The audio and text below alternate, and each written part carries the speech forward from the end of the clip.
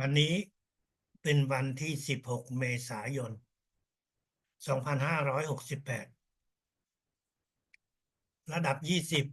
20เป็นระดับที่ท่านอาจารย์ใหญ่เรืองมิงดางได้ทำการสอนในช่วงวันที่23ถึง28กรกฎาคมปี2550ท่านสอนได้เพียงครั้งเดียวแล้วหลังจากนั้นท่านก็จากไปถ้าพูดแบบทางจิตวิญญาณเรียกว่าท่านบอกว่าท่านหมดหน้าที่แล้วระดับ20ที่ท่านอาจารย์ใหญ่บอกว่าท่านหมดหน้าที่แล้วนั่นหมายถึงว่าอะไรหมายถึงว่าผู้เรียนที่เรียนถึงระดับ20ต่อไปนี้พวกเราจะต้องเรียนด้วยตัวเองเรียนด้วยกับสิ่งศักดิ์สิทธิ์ที่เรานับถือพวกเราทุกคนก็เข้าใจอยู่แล้วว่าสิ่งศักดิ์สิทธิ์สูงสุดนั้นท่านจะเรียกด้วยคำเรียกอะไรตามความเชื่อในทางศาสนาของแต่ละคนนั้นอาจจะไม่เหมือนกันแต่ละประเทศก็จะใช้คำที่แตกต่างกันแต่สุดท้ายมันก็คือพลังสูงสุดพลังที่พวกเราจะได้รับจากสิ่งศักดิ์สิทธิ์เพื่อที่จะใช้เป็นประโยชน์ในชีวิตของเราในการพัฒนาทางจิตวิญญาณของเราท่านอาจารย์ใหญ่บอกว่าตลอด19ชั้นเรียนที่ผ่านมาพวกเราได้เปลี่ยนดวงจิตวิญญาณของเรามาเป็น19ครั้งนั่นหมายถึงว่าดวงจิตวิญญาณของเรานั้นได้มีการพัฒนาสูงขึ้นสูงขึ้นและตอนนี้เมื่อเราถึงระดับ20แล้วถ้าพวกเรายังจำได้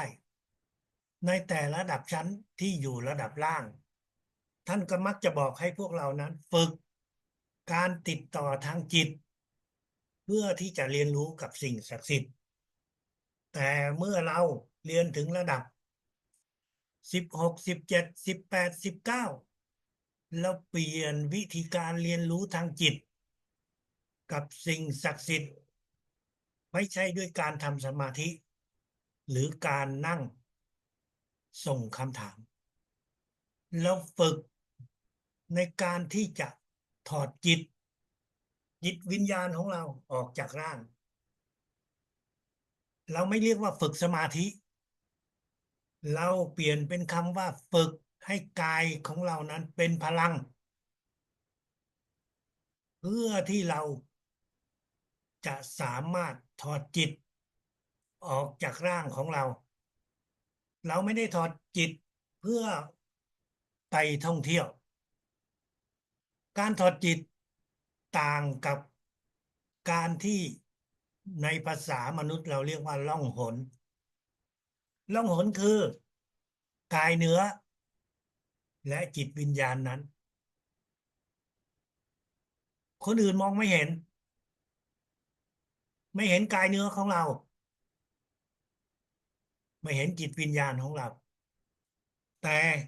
การฝึกเปลี่ยนกายเป็นพลังนั้นมันเป็นการที่ทำให้จิตวิญญาณของเราสามารถออกจากร่างของพวกเราได้เมื่อจิตวิญญาณของเราออกจากร่างพวกเราได้นั่นหมายถึงว่าเราสามารถที่จะเดินทางไปสู่โลกของสิ่งศักดิ์สิทธิ์เพื่อที่จะเรียนรู้ไปเจอกับองค์กับเทพที่เรานับถือเพื่อเราที่จะได้เรียนรู้ท่านอาจจะฝึกฝนแต่ทำยังไม่ถึงแต่ คนที่ไม่ได้เรียนพลังจักรวาลเขาโดนอุบัติเหตุเขาโดนจมน้ำตายเขาโดนโรคภัยไข้เจ็บแล้วเขาก็สูญเสียชีวิตในช่วงเวลาอาจจะเป็นหลายชั่วโมงหรือเป็นเวลาหลายวันคนเหล่านี้จิตวิญญาณเขาออกจากร่างแล้วเขาก็ได้กลับมาเพราะว่าชะตาชีวิตของเขายังไม่ถึงเวลาที่จะทิ้งร่างกายนั้นไปสิ่งศักดิ์สิทธิ์จึงให้เขากลับมาเมื่อเขากลับมาเขากลายเป็นคนที่มีความสามารถทางด้านจิตวิญญาณคือเขาสามารถที่จะรักษาคนด้วยฝ่ามือเขาสามารถที่จะพูดคุยกับจิตวิญญาณที่เสียชีวิตกับจิตวิญญาณที่เร่ร่อนเขามีความสามารถหลายอย่างที่มนุษย์โดยทั่วไปไม่สามารถที่จะทำได้สิ่งต่างๆเหล่านั้นเป็นสิ่งที่เขาได้มาด้วยการบังเอิญและเขาทำได้แต่ไม่สามารถที่จะสอนจะแนะนำให้กับคนอื่นได้ผู้เรียนพลังจักรวาลในระดับสูงนี้เรากำลังเรียนรู้วิธีการที่จะทำให้จิตวิญญาณของเรานั้นออกจากร่างมีความสามารถเหมือนกับคนที่เขาถอดจิตโดยบังเอิญแต่เราสามารถที่จะสอนให้กับคนอื่นได้เราสามารถที่จะถ่ายทอดให้กับคนอื่นวิธีการนี้ดังนั้นท่านอาจารย์ใหญ่ตอนที่จบระดับ20ท่านได้กล่าวไว้ว่าในอนาคตจะมีเรื่องมิงดางเป็นหมื่นเป็นแสนเป็นล้านแน่นอนเรื่องมิงดางที่ท่านอาจารย์ใหญ่พูดนั้นไม่ได้หมายความว่าตัวท่านเองแปลงร่างไปเป็นเรื่องมิงดางเหมือนกับหงอคงที่อยู่ในเรื่องอ่านิยายของจีนแต่มันหมายถึงว่าพวกเราทุกคนนั้นผู้เรียนพลังจักรวาลจะมีความสามารถในวิชาพลังจักรวาลเหมือนกับท่านอาจารย์ใหญ่ท่านอาจารย์ใหญ่เคยพูดไว้ว่าถ้าคุณเรียนจบวิชาพลังจักรวาล2 ปีประกาศนียบัตรของคุณมันจะหมดเรียกว่า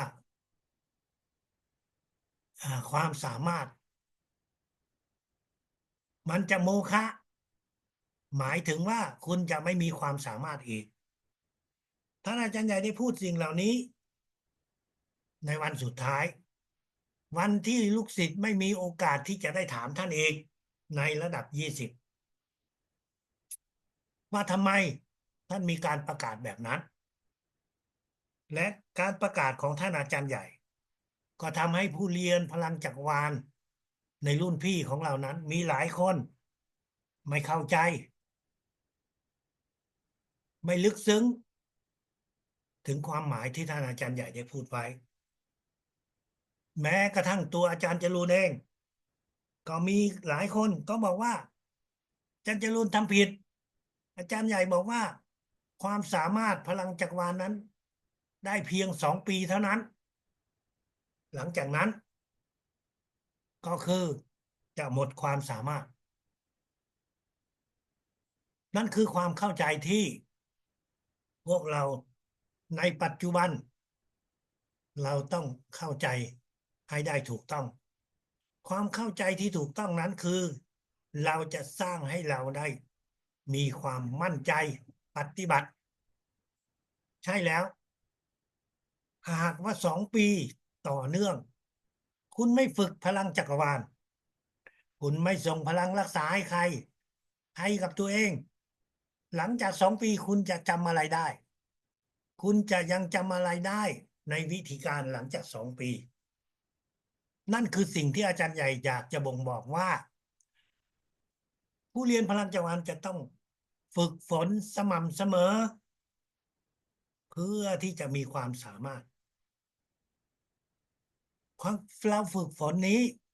เราจะฝึกฝนตั้งแต่ระดับที่เริ่มต้น ไปจนถึงระดับสูงสุดทำไมเราต้องฝึกฝนแบบนั้น ก็คุณอยากเป็นเรืองมิงหนางในอนาคต เราก็ต้องรู้ว่าระดับ1 2 3 4จะต้องปฏิบัติอย่างไร จะต้องฝึกอย่างไร ระดับสูงขึ้น คุณก็ต้องจดจำได้ เพื่อที่ในอนาคต คุณจะเป็นรุ่นพี่ จะกลายเป็นอาจารย์เรืองมิงหนางทางจิตวิญญาณ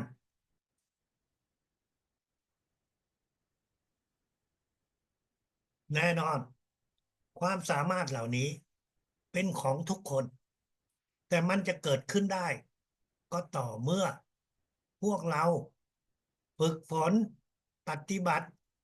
อย่างค่อยเป็นค่อยไป คุณอย่าคิดว่าแค่เรียนจบระดับ20แล้วก็จะมีความสามารถได้อย่างเต็มที่ วิชาพลังจักรวาลเป็นวิชาทางจิตวิญญาณ เป็นวิชาของการปฏิบัติ ไม่ใช่เป็นวิชาที่นั่งอ่านแล้วจะมีความสามารถ ความสามารถในทางโลกก็เช่นเดียวกัน คุณจะทำอะไร คุณก็ต้องปฏิบัติ ต้องฝึกฝน แล้วคุณก็จะกลายเป็นคนที่มีความสามารถในด้านนั้นๆ วิชาพลังจักรวาลก็เช่นเดียวกัน มันเป็นวิชาทางจิต ทั้งจิตใจและจิตวิญญาณ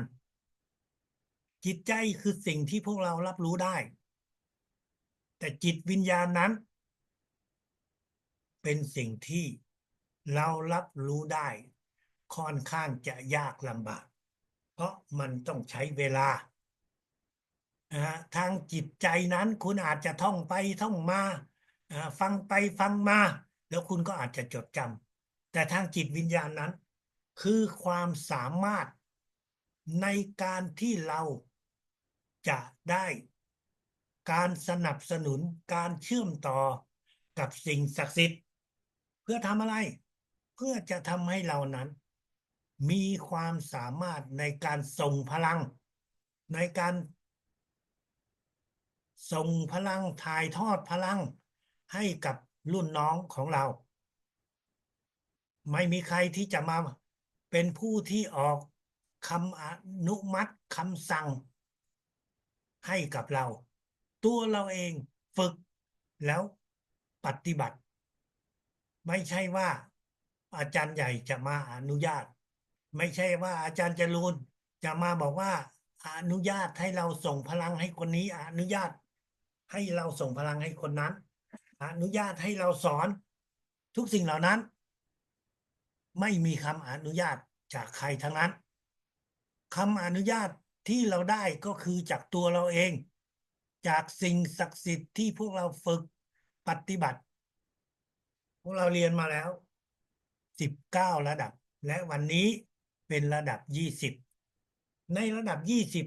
20ต่อไปนี้ไปจนกว่าเรา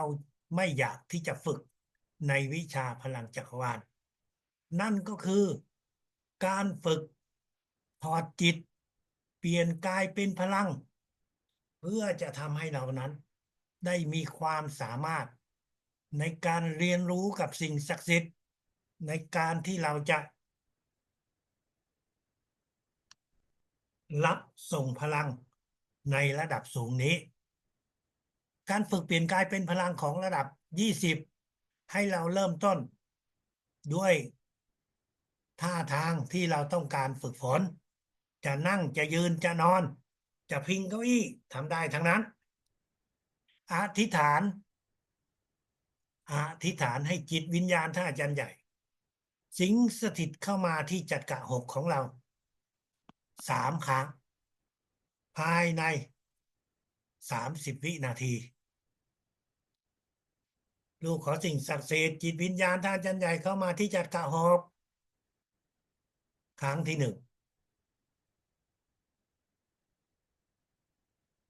เชิญจิตวิญญาณท่านอาจารย์ใหญ่เข้ามาที่จักระหกครั้งที่ 2เชิญจิตวิญญาณท่านอาจารย์ใหญ่เข้ามาที่จักระหกครั้งที่ 3หลังจากนั้นเราก็หลับตาหลับตาแล้วเราก็เริ่มใช้พลังสิงสถิตพลังสิงสถิตเพื่อที่จะสิงสถิตเข้าไปคน1 คนทีละคนทีละคน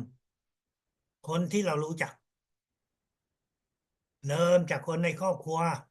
มาถึงเพื่อนของเรามาถึงใครก็ได้ท่านจำได้ใครก็สิงสถิตไปคนนั้นสิงสถิตเข้าไปวัตถุต่างๆที่อยู่รอบตัวเราวัตถุต่างๆอยู่รอบตัวเรามีอะไรบ้างก็มีพัดลมตู้เย็นเสื้อผ้าโต๊ะเก้าอี้สิงสถิตเข้าไปหนังสือต่างๆสิงสถิตเข้าไปชื่อของบ้านที่อยู่ในหมู่บ้านของเราตำบลของเราประเทศของเราเมืองต่างๆจังหวัดต่างๆสิงสถิตไปเรื่อยๆอย่างช้าๆอย่างช้าๆสักพักหนึ่งเราก็จะหมดความรู้สึกเมื่อเราหมดความรู้สึกนั่นคือช่วงเวลาที่เราเหมือนกับเราได้นอนหลับไปการนอนหลับของคนทั่วไปนั้นคือการที่ร่างกายเหนื่อยล้าหมดเรี่ยวหมดแรงก็หลับไปแต่ดวงจิตวิญญาณนั้นไม่ได้มีพลังของสิ่งศักดิ์สิทธิ์ที่จะช่วยนำพาให้วิญญาณของเรานั้นเดินทางไปสู่โลกของสิ่งศักดิ์สิทธิ์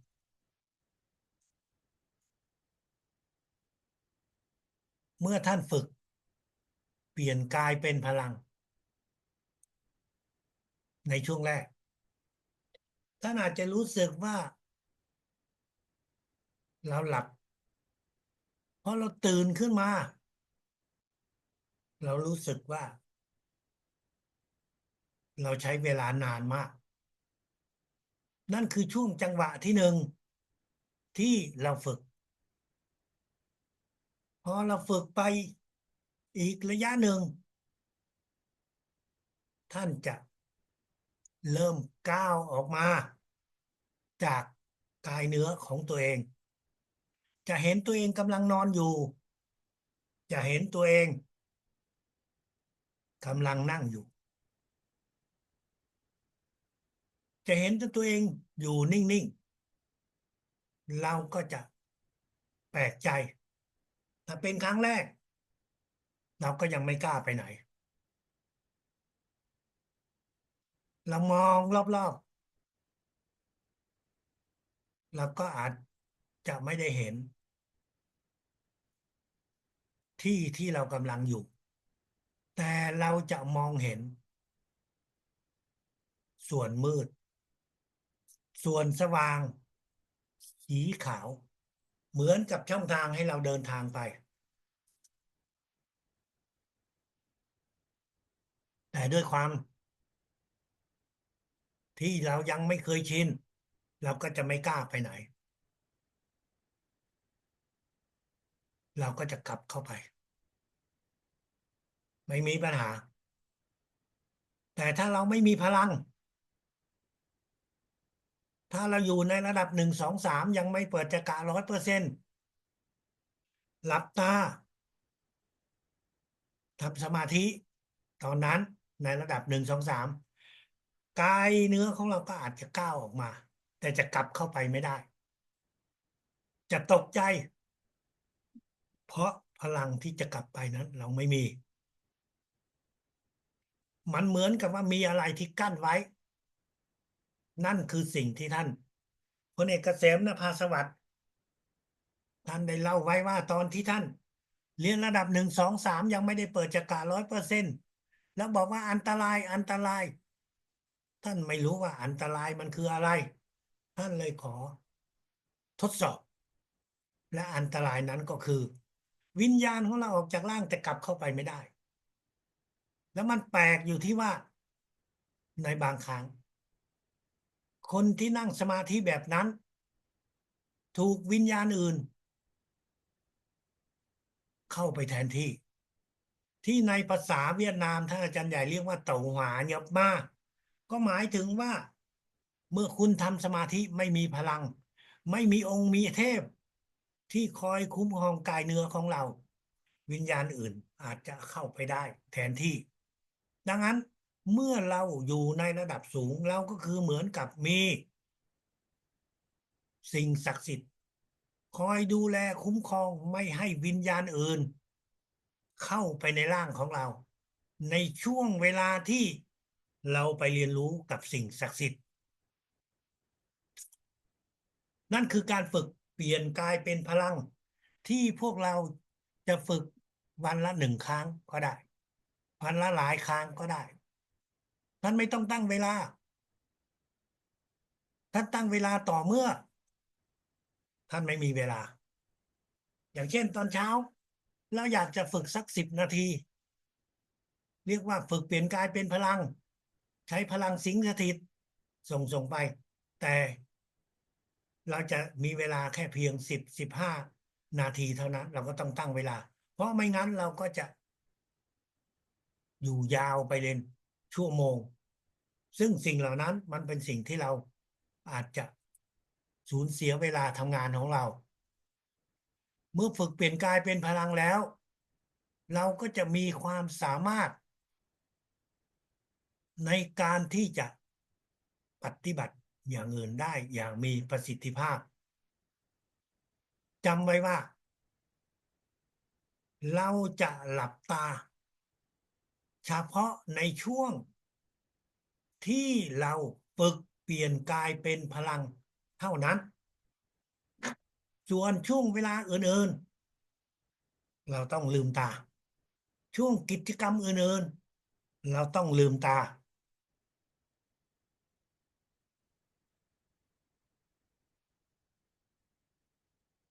สิ่งที่เราควรจะปฏิบัตินั่นก็คือการดูแลสุขภาพของตัวเราเองเราเรียนรู้วิชาพลังจักรวาลสิ่งแรกก็คือเราต้องดูแลสุขภาพของตัวเราวิธีการอธิษฐานให้จิตวิญญาณท่านอาจารย์ใหญ่เข้ามาที่จักระ6ของเรา1 ครั้ง2 ครั้งเชิญจิตวิญญาณท่านอาจารย์ใหญ่สิงสถิตเข้ามาที่ตัวเรา3 ครั้งเมื่อจิตวิญญาณท่านอาจารย์ใหญ่เข้ามาที่จักระ6ของเรา3 ครั้งแล้วเราก็จะขอรับพลังแสงทิพย์ของสิ่งศักดิ์สิทธิ์สูงสุดเข้ามาที่จักระ7ของเรา1 ครั้งด้วยเวลา2 วินาทีหลังจากนั้นเราก็จะขอรับพลังสิงสถิตเข้ามาที่จักระ6ของเรา1 ครั้งถ้าแต่เราเป็นโรคที่เบาไม่ใช่โรคเรื้อรังก็ขอรับพลังสิงสถิตเข้ามาเชิญจิตวิญญาณท่านอาจารย์ใหญ่สิงสถิตเข้ามา1 ครั้ง แต่ถ้าท่านเป็นคนที่มีโรคมีอาการหนักก็ให้ทำซ้ำ3 ครั้งนั่นคือการส่งพลังให้กับตัวเราเองแน่นอนก่อนที่ท่านจะรับพลังให้กับตัวเราเราก็ต้องรู้ว่าเรามีอาการเจ็บป่วยอะไรหรือไม่เราต้องอธิษฐานกับสิ่งศักดิ์สิทธิ์จิตวิญญาณท่านอาจารย์ใหญ่มาเราขอรับพลังเพื่อให้เราหายจากโรคอะไรบ้างท่านก็คิดอยู่ในจิตของตัวเองเป็นโรคเบาโรคหนักโรคที่อยู่จุดไหนไม่รู้แต่ให้อธิษฐานเอาไว้ว่าขอให้โรคนั้นได้รับการบรรเทาได้รับการบำบัดให้มันหายจากอาการจากโรคที่เป็นอยู่นั้นนั่นก็คือสำหรับตัวเราเราก็สามารถที่จะส่งพลังให้กับคนอื่นเพื่อให้เขาเหล่านั้นได้รับพลังเราก็จะอธิษฐานให้เชิญจิตวิญญาณท่านอาจารย์ใหญ่เข้ามาที่จักระหกของเรา1 ครั้ง2 ครั้ง3 ครั้งแล้วหลังจากนั้นรับพลังแสงทิพย์ของสิ่งศักดิ์สิทธิ์สูงสุดเข้ามาที่จักระ7ของเราแล้วก็ส่งไปที่จักระ7ของคนคนนั้น1 ครั้งเท่านั้นรับเข้ามา2 วิส่งไป3 วิให้กับคนที่เราต้องการส่งพลังใช้จักระหกของเราความคิดของเราส่งพลังสิงสถิตเชิญจิตวิญญาณท่านอาจารย์ใหญ่เข้าไปที่จักระหกของคนคนนั้นหรือจิตวิญญาณของตัวเราเองก็ได้เข้าไปที่จักระหกของคนคนนั้น1 ครั้งถ้าคนคนนั้นเป็นโรคที่เราเรียกว่าโรคเบาอย่างเช่นปวดหัวปวดศีรษะนอนไม่หลับอย่างนี้เป็นต้นแต่ถ้าเขาเป็นโรคหนักโรคเรื้อรังโรคเอดส์โรคเบาหวานโรคความดันโรคมะเร็งก็พลังสิงสถิต3 ครั้งจำไว้นะครับว่าเราจะต้องอธิษฐานว่าเราส่งพลังให้กับคนคนนั้นเพื่อให้เขาหายเขาได้บำบัดโรคอะไรที่เขามีอยู่นั่นคือวิธีการที่เราจะส่งพลังให้กับคนที่เราต้องการช่วยเหลือให้เราใช้คำอธิษฐานเพื่อส่งพลังให้บำบัดให้เขาไม่ปวดไม่เมื่อยไม่เจ็บได้หายจากโรคอะไรต่างๆตามจุดที่เขามีอยู่นั่นคือสิ่งที่เราทำได้การทำนั้นที่เราพูดนี้ก็คือการส่งพลังแบบทางไกลหมายถึงว่าเขาอยู่บ้านเขาเราอยู่บ้านเราแต่ในชีวิตประจำวันพวกเราควรที่จะฝึกส่งพลังด้วยมือเมื่อมีโอกาส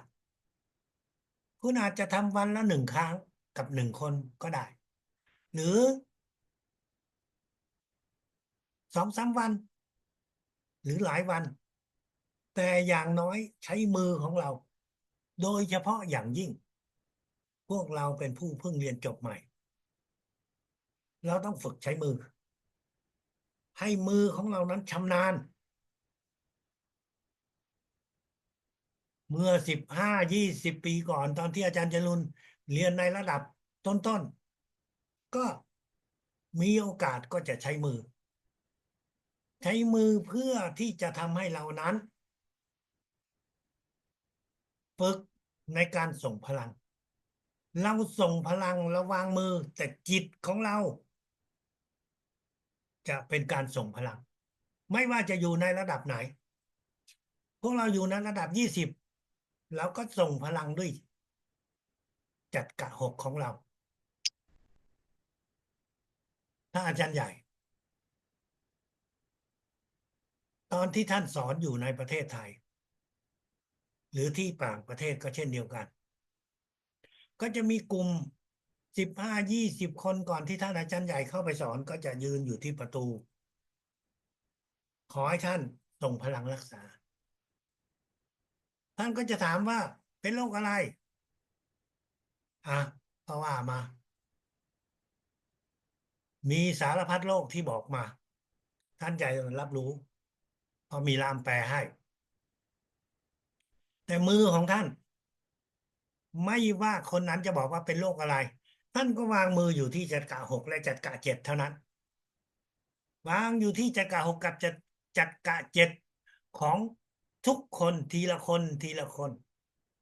ตอนนั้นอาจารย์จรูนยืนอยู่ข้างๆท่านอาจารย์ใหญ่เอ๊ะท่านถามเขาเป็นโรคนี้โรคนั้นแต่มือของท่านวางที่เดียวคือจักระหกและจักระเจ็ดไม่มีการเปลี่ยนแปลงตอนนั้นเราก็ไม่ได้คิดอะไรมากนะเพราะเราก็ยังไม่รู้แต่มาทีหลังเราถึงแปลกใจว่าอาจารย์ถามทำไมในเมื่อไหนๆอาจารย์ก็ส่งพลังอยู่แล้วด้วยจิตของท่านแต่ท่านวางมือ6-7เพื่ออะไรนั่นคือจิตวิทยาพวกเราทุกคนต้องฝึกในรูปแบบนี้คุณเจอกับใครถามเขาดูว่าเขาเป็นโรคอะไรแล้วอธิษฐานว่ารักษาบำบัดโรคนั้นๆแต่มือของเราก็ยังต้องวางอยู่ที่จักระหกและจักระเจ็ดเราฝึกไปครับวันไหนทำได้ก็ทำวันไหนไม่สะดวกก็ไม่ต้องทำแต่เมื่อท่านทำไปแล้วความชำนาญ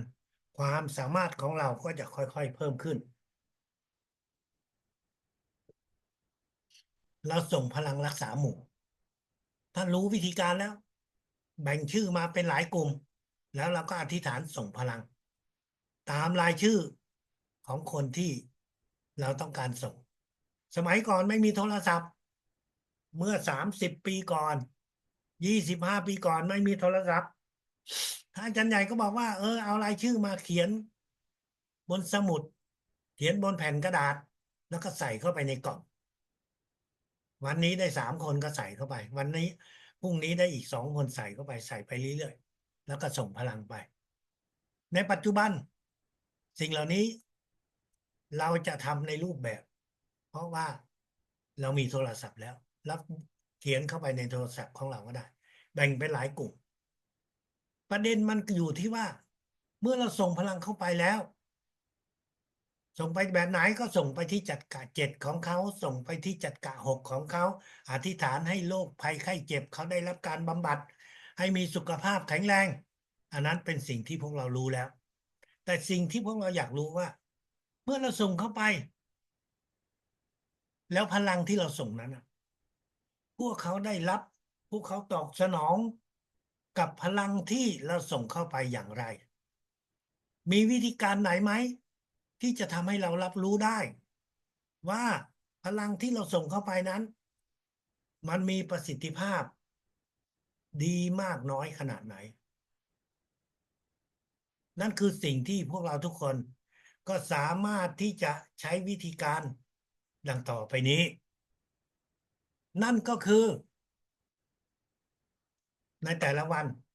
เมื่อเราส่งพลังไปแล้วเราก็ทำเมสเสจเป็นดอกไม้เป็นรูปพระอะไรก็ได้เขียนเข้าไปลูกขอสิ่งศักดิ์สิทธิ์จิตวิญญาณท่านอาจารย์ใหญ่ลูกขอส่งพลังให้คนขอโทษเช่นคุณวารุณี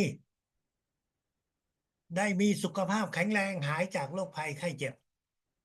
ใช้นามสกุลไปด้วยนะครับเพราะชื่อเนี้ยยังไม่มากพออาจจะเป็นวารุณีไหนละก็ได้ นะฮะแต่ถ้าเป็นวารุณีที่มีนามสกุลด้วย เมื่อเราส่งไปส่งเข้าไปในไลน์ของคนคนนั้นเฉพาะคนนั้นเท่านั้นส่งเข้าไปวันหนึ่งส่งสัก5 คน10 คนก็พอแล้ววันถัดไปก็ส่ง5 คน10 คนถัดไปส่งวันละนิดแล้วก็จะมีคนที่เราส่งเข้าไปนั้นเขาก็จะตอบกลับมาตอบแบบที่หนึ่งคือฉันไม่ได้เชื่อพลังจักรวาลขอบคุณแต่ฉันไม่ได้เชื่อไม่ต้องส่งให้ฉันอีกนี่คือคนแบบที่หนึ่งเรารู้แล้วคนนี้เขาไม่ต้องการเรายังส่งพลังอยู่แต่เราไม่แจ้งให้เขารู้เราก็เงียบๆส่งไปแต่ไม่แจ้งไม่ส่งเมสเสจอะไรให้เขาเพื่อไม่รบกวนจิตใจของเขากลุ่มคนที่สองจะเป็นกลุ่มคนที่เงียบๆส่งหัวใจส่งคำว่าขอบคุณกลุ่มคนนี้เดี๋ยวรอบหลังเราก็จะส่งแล้วก็ส่งพลังไปแต่ว่าเมสเสจเราก็ส่งไปตามรอบกลุ่มคนที่สามจะเป็นกลุ่มคนที่ขอบคุณมากครับขอบคุณมากค่ะฉันยังเป็นโรคนี้ยังเป็นเบาหวานอยู่ฉันเป็นมะเร็งฉันเป็นความดันจะรักษาเพิ่มเติมได้ไหมคนที่ขอรักษาอย่างนี้เราก็ตอบยืนยันไปขอบคุณที่ได้ตอบกลับมาเดี๋ยวเราจะส่งพลังรักษาให้ อาจจะแยกออกมาเป็นรายบุคคลเพราะคนเหล่านี้ไม่เยอะนะครับนั่นคือวิธีการที่เราจะตรวจสอบตัวเองและส่งพลังรักษาให้เขาถ้าอาจารย์ใหญ่บอกให้เรา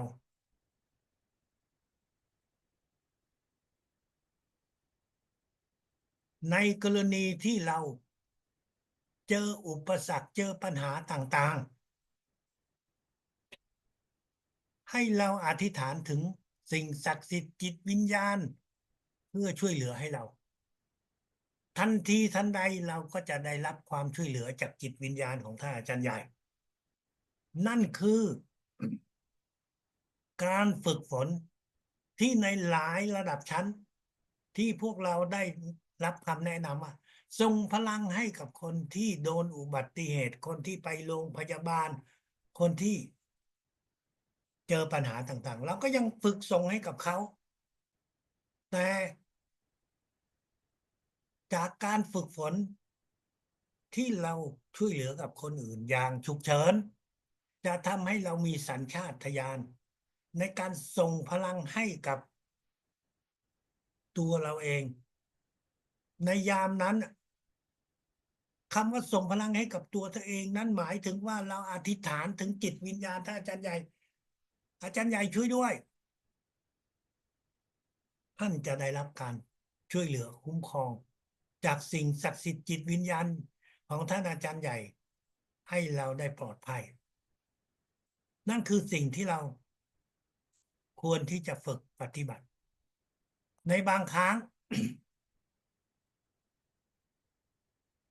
เราก็จะเจอคนที่เป็นโรคหัวใจแล้วเสียชีวิต เมื่อเจอในรูปแบบนี้เราก็จะช่วยเขาโดยการสิงสถิตเข้าไปที่จักระหก3 ครั้งทรงพลังสิงสถิตก็คือท่านคิดเชิญจิตวิญญาณท่านอาจารย์ใหญ่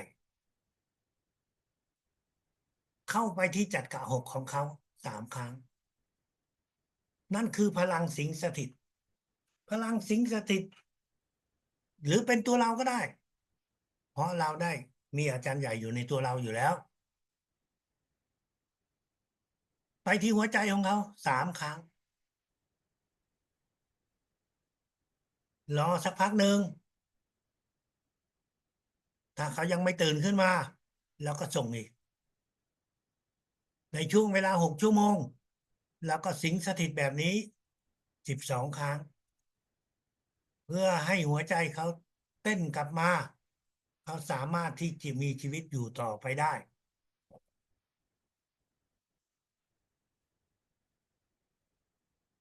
แต่ถ้าหากว่าโชคเขา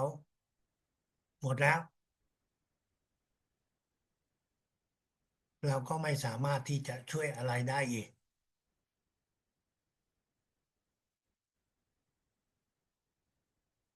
ถ้าอาจารย์ใหญ่ยังบอกถึงว่าในบางครั้งกายเนื้อของคนคนนี้ยังดีอยู่แต่วิญญาณของเขานั้นหมดอายุไขแล้วเราก็สามารถเมื่อเราส่งพลังแบบนี้ไปเขาก็อาจจะฟื้นขึ้นมาคนที่ฟื้นขึ้นมาตรงนี้อะ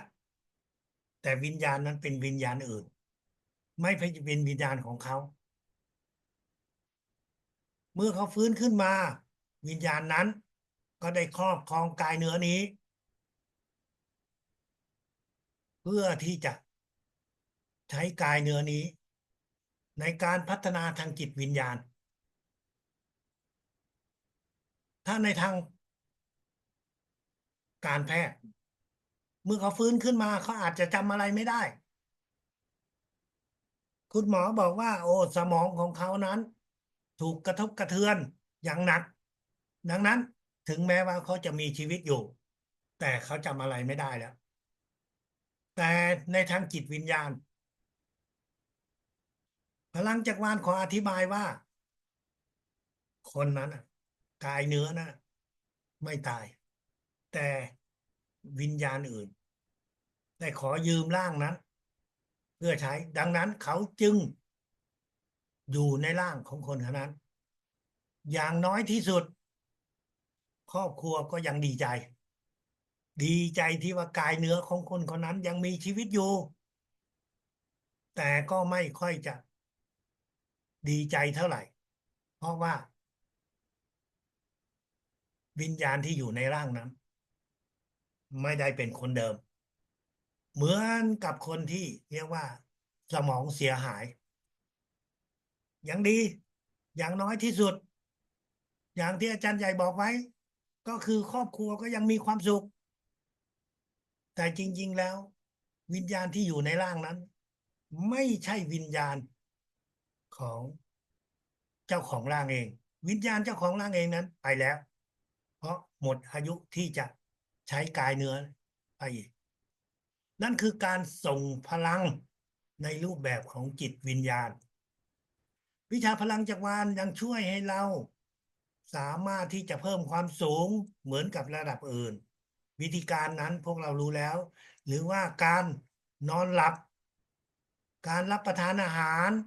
เราก็สามารถที่จะช่วยส่งพลังนั้นได้การส่งพลังให้กับยาพวกเราก็ได้รับรู้แล้วยานั้นอาจจะเป็นยาของคนที่เขากำลังเจ็บไข้ได้ป่วยเขากิน หรือว่าเป็นยาของร้านยาที่เรามีกิจกรรมธุรกิจการขายยา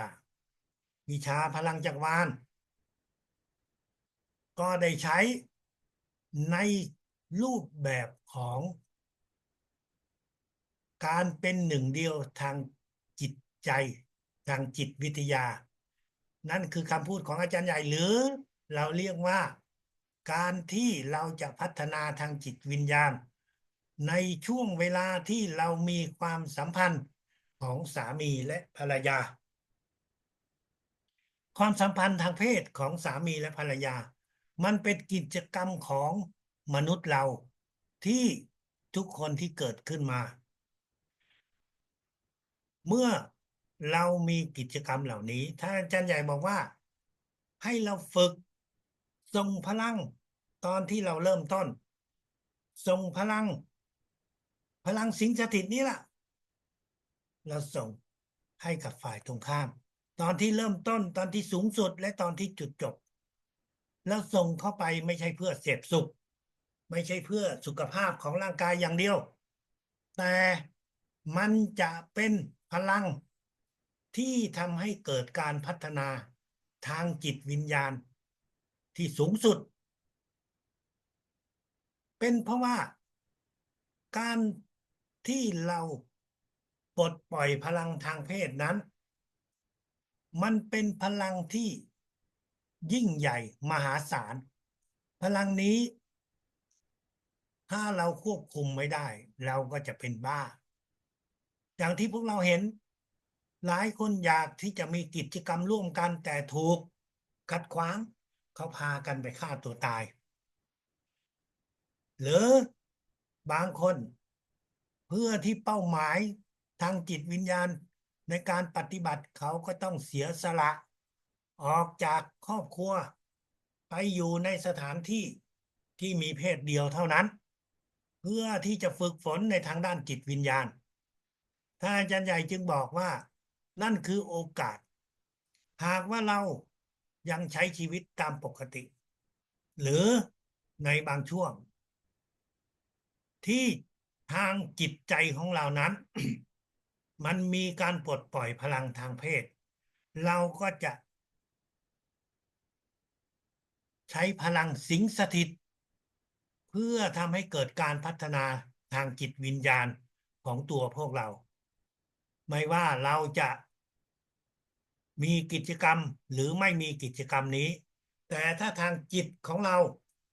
ส่งได้มันก็จะทำให้เราได้มีการพัฒนาให้ได้สูงขึ้นถ้าอาจารย์ใหญ่ก็ได้พูดถึงการที่เราจะส่งพลังเพื่อให้สตรีนั้นได้มีการพัฒนาในการตั้งครรภ์ที่อย่างที่ดี เมื่อเขาได้ตั้งครรภ์แล้วตามวิถีปกติเราก็จะส่งพลังสิงสถิตให้วันละ1 ครั้งรับพลังเข้าที่จัดการเจ็ดเราส่งไปที่จัดการเจ็ดของคุณแม่ส่งเข้าไปที่จัดการเจ็ด3 วิรับ2 วิส่ง3 วิส่งพลังสิงสถิตเข้าไปที่จัดการ61 ครั้งเพื่อให้คุณแม่และทารกได้มีสุขภาพแข็งแรงและในวันที่ใกล้วันที่จะคลอดลูกในช่วงวันนั้นเราก็จะส่งพลังสิงสถิต3 ครั้งเพื่อให้คุณแม่ได้มีลูกได้ปลอดภัยได้มีสุขภาพแข็งแรงพวกเราก็รู้แล้วการที่มีลูก1 คนการที่คลอดลูก1 คนนั้นมันมีความอันตรายถึงชีวิตได้เช่นเดียวกันดังนั้นการส่งพลังนี้ก็จะทำให้ทั้งแม่ทั้งลูกได้ปลอดภัยแม้ว่าเราไม่ได้อยู่โรงพยาบาลแต่เราก็จะส่งพลังไปช่วยนั่นคือสิ่งที่เราสามารถที่จะทำได้วิชาพลังจักรวาลใช้ในด้านอื่นๆการเกษตรการปศุสัตว์กิจกรรมต่างๆเราสามารถทำได้ทั้งนั้นพวกเราถ้ามีกิจกรรมทางด้านการเกษตรปศุสัตว์แล้วก็ใช้พลังของเราพลังสิงสถิตส่งเข้าไปในพืชผักที่เราต้องการส่งที่ต้องการเลี้ยงนั่นคือสิ่งที่พวกเราสามารถที่จะทำได้ถ้าอาจารย์ใหญ่บอกให้เราส่งพลังไปในพื้นที่ต่างๆพื้นที่ที่อาจจะมีภัยพิบัติหรืออาจจะเป็นพื้นที่ทั่วไปแต่มีวิญญาณพลังแฝงอยู่ในที่นั่นอย่างเช่นโบสถ์ วัดสถานที่ศักดิ์สิทธิ์ทั้งหลายวิญญาณพลังแฝงเหล่านั้นเข้าไปที่นั่นเพื่ออะไรเพื่อที่จะได้ขอส่วนบุญกุศลเพื่อที่จะได้มีพลังที่จะไปเกิดใหม่เราสามารถที่จะส่งพลังไปสถานที่เหล่านั้นการส่งพลังแบบนี้ถ้าเมื่อท่านมีโอกาสได้ไปถึงสถานที่ที่ได้กล่าวไว้เราก็จะส่งพลังเข้าไปนั่นคือสิ่งที่เราสามารถที่จะทำได้แต่สำหรับพื้นที่ที่มีภัยพิบัติเมื่อเรารู้ว่าพื้นที่ไหนที่มีภัยพิบัติไม่ว่ามันจะอยู่ในบ้านเมืองของเราหรืออยู่ประเทศอื่นๆแล้วก็ส่งเข้าไปเพื่อที่จะให้พื้นที่เหล่านั้นได้รับพลังจากเราแต่อันเนื่องมาจากว่าเราส่งเข้าไปมันอยู่ห่างไกลเราก็ไม่รู้หรอกว่าพลังที่เราส่งไปนั้นมันได้มีผลมากน้อยขนาดไหนแต่สิ่งที่สำคัญที่เราได้นั่นก็คือจิตของความเมตตาจิตของการให้จิตของความช่วยเหลือดังนั้นเมื่อเราเจอกับสถานที่รับรู้เกี่ยวกับภัยพิบัติในพื้นที่เหล่านั้นเราก็ส่งพลังเข้าไป3 วัน5 วันนั่นก็คือสิ่งที่เราสามารถที่จะทำได้การฝึกเปลี่ยนกายเป็นพลังถ้าอาจารย์ใหญ่ก็เคยแนะนำบอกให้เราท่านไหนอยากจะฝึกก็สามารถที่จะทำได้แต่ท่านจะต้องลำบากนิดนึงนั่นก็คือท่านจะต้องใช้ข้าวหุงเป็นโจ๊กให้ละเอียดตามสูตรลักษณะดังต่อไปนี้250 กรัม250 กรัมข้าวก็คือเท่ากับเหมือนกับ1 กระป๋องนมนะครับข้าว1 กระป๋องนมเอาไปโนเอาไปหุงเป็นโจ๊กนะครับให้มันละเอียดหรือท่านอาจจะบดมันก่อนแล้วค่อยหุงให้มันง่ายขึ้นเมื่อเป็นโจ๊กแล้วท่านเทเข้าไปในถัง100 ลิตรหรือ150 ลิตรเหมือนกับถังน้ำมันอ่ะถังน้ำมันคือ200 ลิตรครึ่งถังก็คือประมาณ100 กว่าลิตรเทโจ๊กนี้เข้าไปใส่เกลือเข้าไปน้ำตาลเข้าไปอย่างละ50 กรัมแล้วก็เติมน้ำเข้าไปให้มีความอบอุ่นให้มีความอุ่นพอ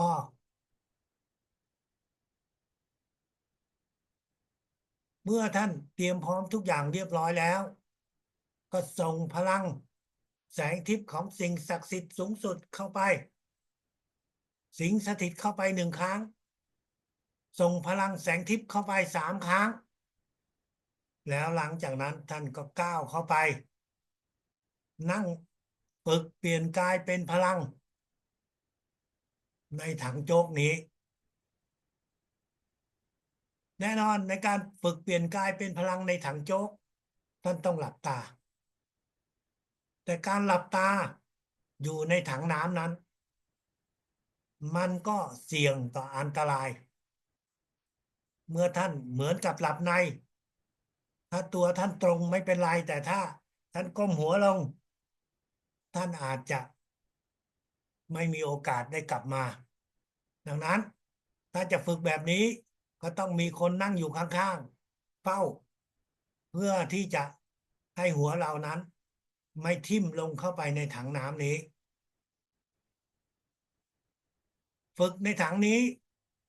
ก็ไม่ควรฝึกนานสูงสุดก็วิ30 นาทีเท่านั้นไม่ต้องนั่งนานฝึกเข้าไป30 นาทีอย่างน้อยก็10 นาที นั่นคือการฝึกเปลี่ยนกายเป็นพลังในน้ำโจ๊กน้ำโจ๊กนี้ถ้าอยู่ในฤดูร้อนวันรุ่งขึ้นมันก็จะบูดเน่ามันก็จะมีกลิ่นที่ไม่ดีแต่ถ้าอยู่ในเมืองหนาวเราก็สามารถใช้ได้2-3 วันนั่นคือการฝึกเปลี่ยนกายเป็นพลังในน้ำโจ๊กขนาดจะทำน้ำพลังจักรวาลเพื่อดื่มเพื่อใช้ในชีวิตประจำวันน้ำนี้ก็คือเราจะทำเพียง5 ลิตรหรือ10 ลิตรเท่านั้นเติมเข้าไปช้อนเกลือ1/3ของช้อนชา1/3น้ำตาล1/3ของเกลือในน้ำชาแล้วหลังจากนั้นเราก็ส่งพลังเข้าไปส่งพลังสิงสถิตนั่นคือสิ่งที่เราจะฝึก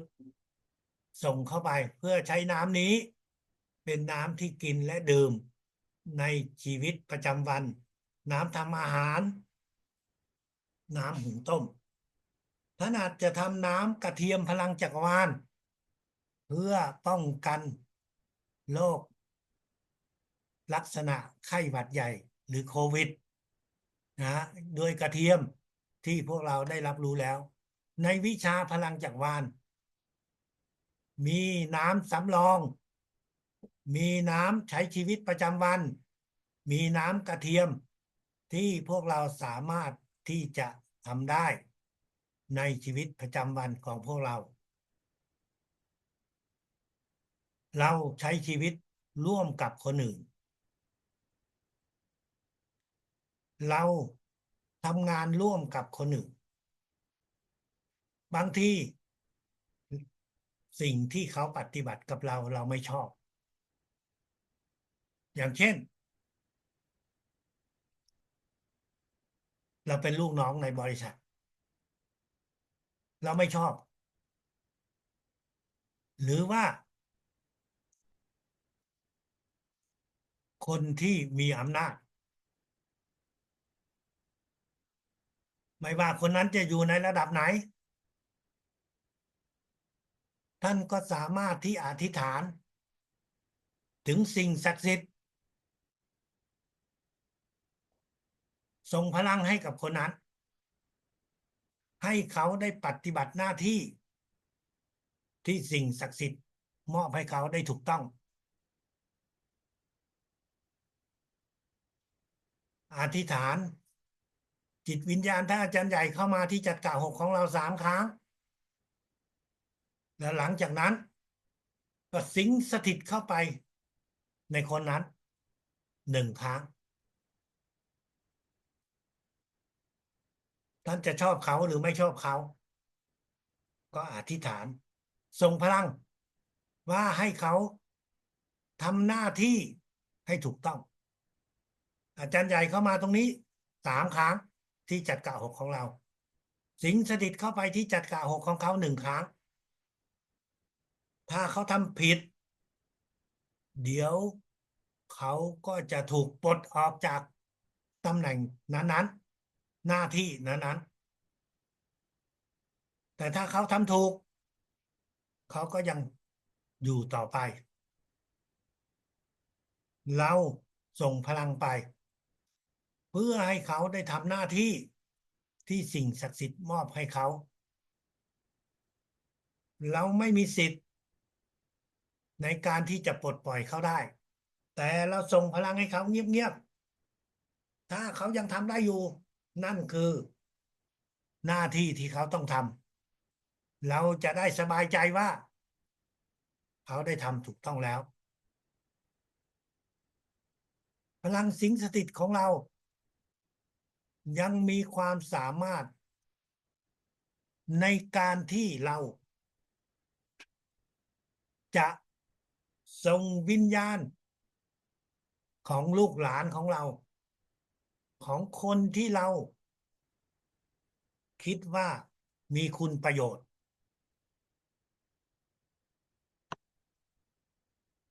เราอธิษฐานกับสิ่งศักดิ์สิทธิ์จิตวิญญาณท่านอาจารย์ใหญ่โดยที่ท่านไม่ต้องบอกให้ใครรู้ไม่พูดกับใครไม่บอกกับใครทำเองคนเดียวอ้าวคนคนนี้เขาเพิ่งเสียชีวิตลูกหลานของเราเพิ่งเสียชีวิตเราอธิษฐานเราเลือกคนคนหนึ่งที่เรารู้จักที่เขามีอายุปานกลางอธิษฐานกับสิ่งศักดิ์สิทธิ์กับจิตวิญญาณของเขาเพื่อให้จิตวิญญาณของเขานั้นได้ไปเกิดใหม่และจิตวิญญาณของลูกหลานของเราก็จะเข้ามาแทนที่เราไม่ต้องประกาศไม่ต้องพูดอะไรเดี๋ยวเราก็จะได้เห็นว่าคนคนนั้นเขาจะเปลี่ยนนิสัยเปลี่ยนลักษณะความชอบของเขานั่นคือโอกาสในการที่เราจะช่วยให้จิตวิญญาณของลูกหลานของเราได้มีการพัฒนาทางจิตวิญญาณผ่านร่างของคนคนหนึ่งที่เขาได้เสียสละนั่นคือสิ่งที่เราสามารถที่จะทำได้แต่พยายามจำไว้ถ้าเป็นผู้ชายก็เลือกผู้ชายถ้าเป็นผู้หญิงก็เลือกผู้หญิงอย่าเลือกผิดเพศเดี๋ยวคนคนนั้นก็จะเปลี่ยนเพศไปนั่นคือสิ่งที่เราสามารถที่จะเรียนรู้ฝึกฝนในระดับ20นี้เป็นระดับที่พวกเราทุกคนมีความสามารถในการเปิดจัดการ100%ให้กับคนอื่นๆได้แล้วสิ่งที่คุณจะฝึกเปิดจัดการ100%ให้กับคนอื่นในตอนนี้หลังจากที่เราจบถึงระดับ20เราไม่ต้องเปิดจัดกะ30% 60% 100%เหมือนกับเมื่อ30 ปีที่แล้วท่านสามารถที่จะเปิดจัดกะอันดับแรกให้กับลูกกับหลานของเราเพื่อให้เด็กเขาได้มีการพัฒนาทั้งมันสมองได้มีสุขภาพที่ดีขึ้นเขาจะเป็นเด็กที่เรียนดีเป็นเด็กที่เชื่อฟังมากขึ้นสำหรับคนอื่น ท่านสามารถที่จะเปิดจักระ100%ให้เขาได้ โดยในช่วงแรกท่านต้องฝึกเปิดจักระ100%ให้กับคนที่เรารักษาโรคให้เขา เมื่อคนที่เขายินดีในการที่จะรับพลังจักรวาลเพื่อการรักษาโรค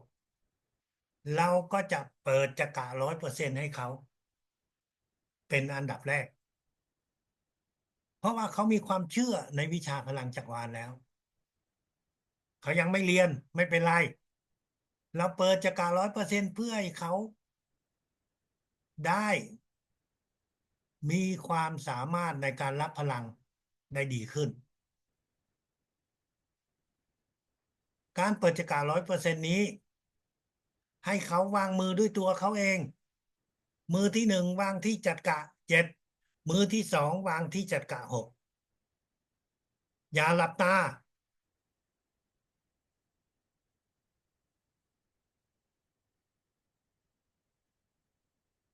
แล้วตัวเราเองก็จะส่งพลังให้เขา เรานั่งอยู่ต่อหน้าเขาเราหลับตาอธิษฐานให้จิตวิญญาณท่านอาจารย์ใหญ่เข้ามาที่จักระ6ของเรา3 ครั้ง เชิญจิตวิญญาณท่านอาจารย์ใหญ่สิงสถิตเข้าไปที่จักระหกของเขา3 ครั้งทั้งหมดใช้เวลา1 นาทีนั่นคือการเปิดจักระด้วยตัวคนไข้เองเพื่อให้เขาได้มีความสามารถในการที่รับพลังได้มากขึ้นเราก็สามารถที่จะเปิดจักระด้วยมือของเราให้กับคนที่อยากเรียนพลังจักรวาลให้เขานั่งทำสมาธิ5 นาที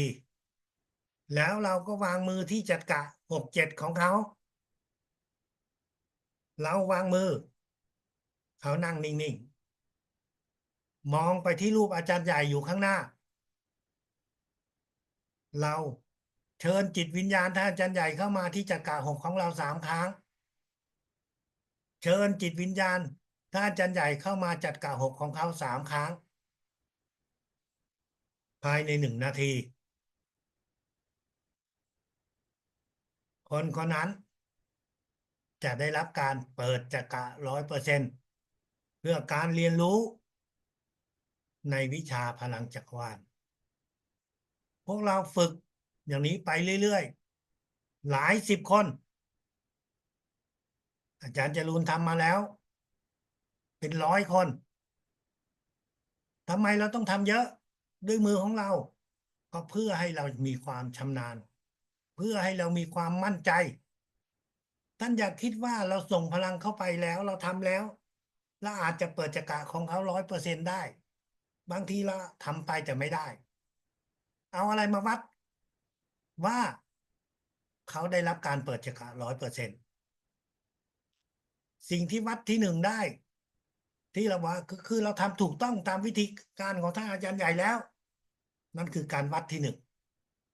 การวัดที่2ก็คือคนเหล่านั้นเมื่อเขาไปทำการรักษาให้กับคนอื่นในระดับ1 2 3 4เขาทำได้ไหมบางคนเขาทำไม่ได้บางคนก็ทำได้ดังนั้นเราก็ยังถือว่า50-50แต่สำคัญที่สุด นั่นก็คือคนที่เราเปิดจักระ100%นั้นถ้าเขาไปวางมือรักษาให้กับคนที่มีวิญญาณพลังแฝงแต่เขาไม่เป็นอะไรนั่นแหละคือการยืนยันว่าคนคนนั้นได้เปิดจักระ100%นั่นคือการยืนยันว่าเรามีความสามารถเปิดจักระ100%ได้อย่างแท้จริงเราไม่สามารถที่จะเอาลูกศิษย์ของเราไปเป็นหนูทดลองไปเปิดจักระไปรักษากับผู้ที่โดนพลังแฝงได้เราไม่มีสิทธิ์ที่จะทำแบบนั้นแต่โดยบังเอิญเขาไปทำเองแล้วมันให้เห็นว่าโอ้เขาสามารถทำได้ดังนั้นพวกเราทุกคนจะต้องเจียมตัวเจียมตัวคือเราส่งพลังเปิดจักระ100%เปิดจักระ100%ทำไปจนกว่าเราจะเจอกับกรณีที่ว่าผู้ที่เราเปิดจักระ100%นั้นเขามีการแสดงออกถึงความสามารถในการส่งพลังรักษาโดยเฉพาะอย่างยิ่งถ้าเขาเจอกับวิญญาณพลังแฝงสิ่งเหล่านั้นจะทำให้เรามีความมั่นใจของตัวเราเองท่านอย่าเพิ่งรีบมั่นใจด้วยทฤษฎีด้วยความรู้ที่เราได้เรียนรู้มาเราจะต้องมั่นใจด้วยผลงานของลูกศิษย์ของคนที่เราสอนให้เขาความสามารถในวิชาพลังจักรวาลนั้น จะทำให้เรากลายเป็นคนที่เห็นแก่ตัว เห็นแก่อำนาจ เราไม่ได้มีอำนาจทางโลกหรอกแต่พวกเรานั้นจะมีอำนาจจะเห็นแก่ตัวทางวิชาพลังจักรวาลทางจิตใจเมื่อท่านทำได้แล้วท่านมีความสามารถท่านอาจารย์ใหญ่บอกว่านั่นแหละคือช่วงเวลาที่สิ่งศักดิ์สิทธิ์จะเริ่มทดสอบเราจะเริ่มดูซิว่าเรามีความโลภมากน้อยขนาดไหนและเมื่อท่านกลายเป็นคนเห็นแก่ตัวกลายเป็นคนเห็นแก่อำนาจท่านก็จะแสดงออกในหลายรูปแบบ รูปแบบที่หนึ่งที่เห็นง่ายๆก็คือไม่อยากให้ลูกศิษย์ของเราไปเรียนรู้ไปสอบถามไปฝึกฝนกับคนอื่นไม่ต้องการให้ลูกศิษย์ของเราไปสนทนาไปเรียนรู้กับคนอื่นกลัวว่าเดี๋ยวลูกศิษย์ของเราก็จะไม่เชื่อเราอีกเดี๋ยวกลัวว่าอย่างนี้กลัวว่าอย่างนั้นกลัวว่าจะเสียผลประโยชน์นั่นก็คือการเห็นแก่ตัวในวิชาพลังจักรวาล บางทีท่านเก่งมากขึ้น ท่านก็เริ่มโอ้อวด ก็บอกว่าตัวเองนั้นได้รับมอบหมายมาจากสิ่งศักดิ์สิทธิ์ได้รับมอบหมายมาจากจิตวิญญาณของท่านอาจารย์ใหญ่อะไรอย่างนี้เป็นต้น เพื่อแสดงออกถึงอำนาจในทางจิตวิญญาณที่ตัวเองมีอยู่ รูปแบบเหล่านี้ท่านอาจารย์ใหญ่ได้พูดไว้ว่า ผู้เรียนวิชาพลังจักรวาลจะเอาเอกสารจะเอาความรู้ไปดัดแปลงไปเปลี่ยนชื่อแล้วบอกว่าคิดได้ด้วยตัวเองวิชาพลังจักรวาลที่พวกเราทุกคนเรียนรู้นั้นถ้าใครพูดหรือบอกถึง5 อย่างเหล่านี้หนึ่งคือผลประโยชน์ที่ได้จากการดูแลสุขภาพสองทางกายเนื้อสองสุขภาพทางจิตใจสามคือใช้ในชีวิตประจำวันและกิจการอื่นๆสี่ทางจิตวิญญาณห้าเรียนรู้ทางจิตวิญญาณถ้าใครที่ได้กล่าวถึงวิธีการต่างๆดังต่อไปนี้ที่ท่านอาจารย์ใหญ่ได้เคยพูดไว้นั้น5 ประการนี้ในวิชาพลังจักรวาลท่านอาจารย์ใหญ่เคยพูดไปแล้วแต่คนที่อยากจะอวดอ้างอยากจะบอกว่าฉันก็เก่งเหมือนกันฉันก็ทำได้1 2 3 4 5นั่นแหละพวกเราก็ให้รู้ไว้ว่าพลังจักรวาลผิดเพี้ยนกำลังมาถึงท่านจะมีความสามารถในระดับหนึ่งสิ่งศักดิ์สิทธิ์ให้แต่ท่านอาจารย์ใหญ่บอกว่านั่นแหละคือผีให้ไม่ใช่สิ่งศักดิ์สิทธิ์แต่มันหลอกแล้วสักพักหนึ่งเมื่อความเชื่อของเราสูงถึงระดับหนึ่งจะทำให้เราเรียกว่าล้มทั้งเป็นท่านอาจารย์ใหญ่พูดในคำสุดท้ายว่าเมื่อจิตวิญญาณผิดเพี้ยนเมื่อจิตใจของเราผิดเพี้ยน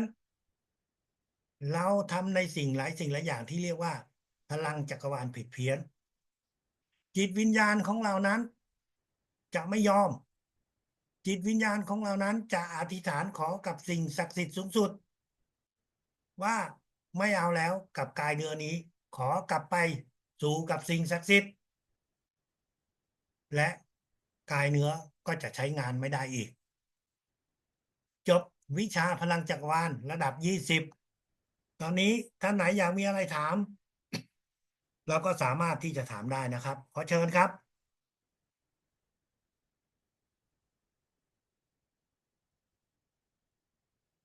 สดีค่ะอาจารย์หนูนะคะอันนะคะใช่ครับอันจะเนืองขอถามอาจารย์อันเนืองธนาคม ค่ะค่ะ เชิญเลยครับ สวัสดีวันสงกรานต์ค่ะอาจารย์ ครับ หนูจะถามว่าเอ่อการการถอดจิตกับที่เรานอนหลับแล้วเราฝันไปเนี่ยมันจะเป็นอันเดียวกันไหมคะการที่เรานอนหลับแล้วเราฝันก็เป็นการถอดจิตอย่างหนึ่งแต่เป็นการถอดจิตแบบธรรมชาติคือเราสามารถที่จะเมอฝันเห็นเหตุการณ์ต่างๆได้แต่การฝันนั้นไม่สามารถที่จะช่วยให้เราไปสู่โลกของสิ่งศักดิ์สิทธิ์เพื่อการเรียนรู้ในความสามารถของวิชาพลังจักรวาล คนทั่วไปไม่เรียนพลังจักรวาลเขาก็ถอดจิตด้วยการฝัน